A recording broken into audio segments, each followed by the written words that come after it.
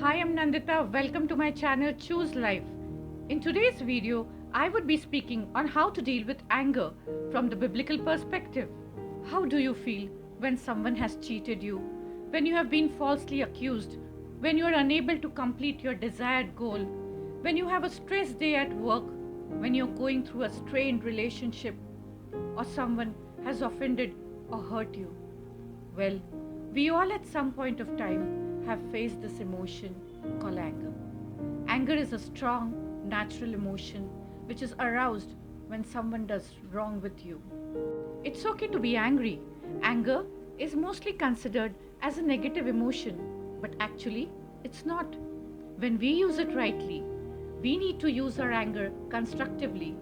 Getting angry at the right time, on right people, for a right amount of time is using your anger in a constructive way. Your focus should be on the problem and not on the person. Harnessing angry thoughts for a long time in your heart can be toxic and may develop several mental health issues like stress, depression, living in bitterness, unforgiveness, and most important, it will take away your peace. Many of them often get prone to physical illness like lack of sleep, headaches, digestive problems, and heart issues. Many times, we are unable to take proper decisions when we are angry. We cannot control on what people think about us or situations which come in our life, but we can definitely control on the way we react.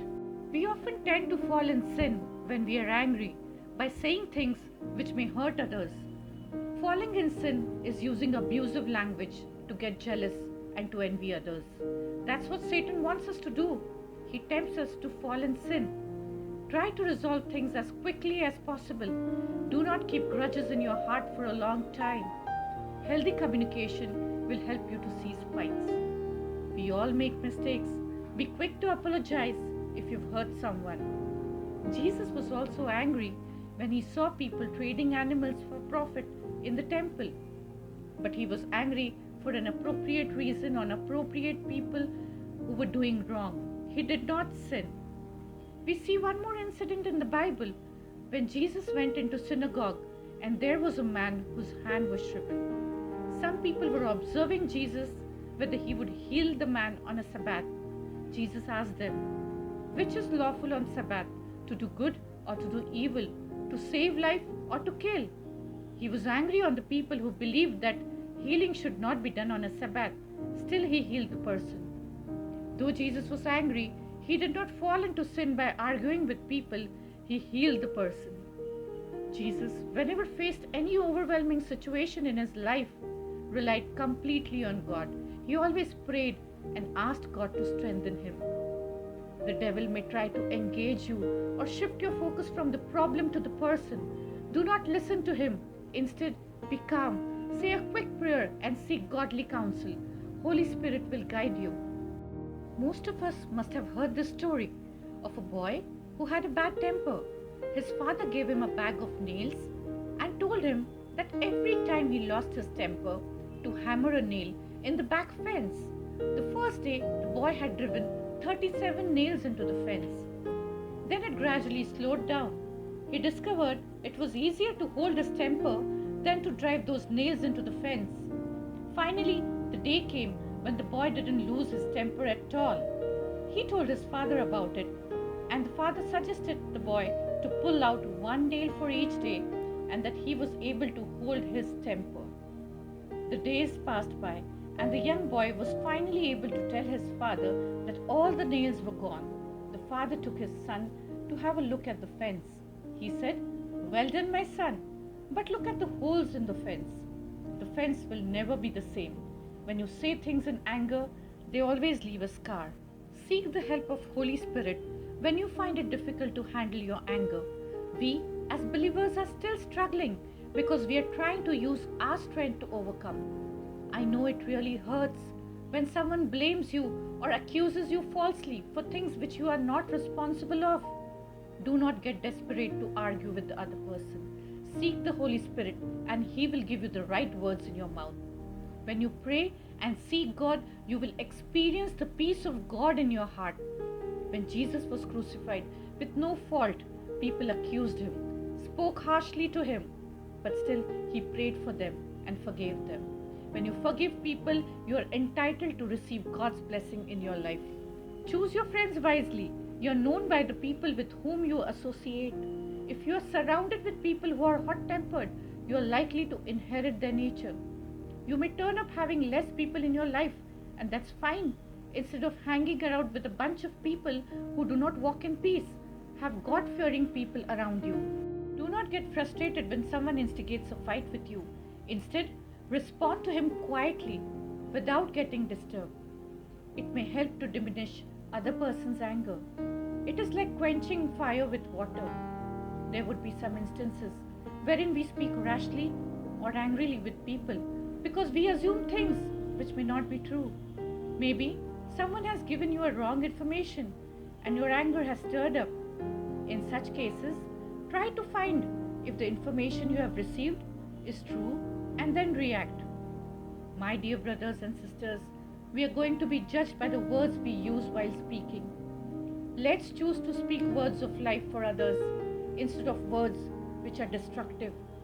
Do not repay evil by evil, but repay evil with good. At times, we may feel that if we do not react immediately and defend ourselves, people may take us for granted, and hence we keep on arguing to prove ourselves right. Remember, God is fighting for you. You need not fight for yourself. Do not be quick to get angry in a situation which would be provoking you to get irritated. Ask yourself, is it worth getting annoyed? Relax yourself, be calm, and then handle it.